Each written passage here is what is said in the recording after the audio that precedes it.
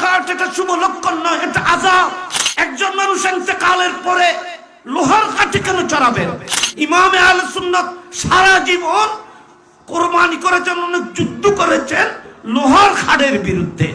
মইয়তের জন্য যেটা উপকারে আসবে, ভালো হবে, আপনি সবসময় সেটা চিন্তা করবেন। লোহার খাটের উপরে মইয়তকে রাখলে জানাজাও হবে, সবকিছু হবে, কিন্তু আযাব কষ্ট মইয়তের হবে, আপনার হবে না, আপনি বুঝবেন না। স্টিলের খাট, স্টিলের গোসলের খাট, এগুলো শুভ লক্ষণ নয়, এটা আযাবের অংশ। সেজন্য ইমামে আহলে সুন্নাত হুজুর আল্লামা কাজী নুরুল ইসলাম হাশমি রাহমাতুল্লাহ আলাইহি সারা জীবন লোহার খাটের বিরুদ্ধে যুদ্ধ করেছে।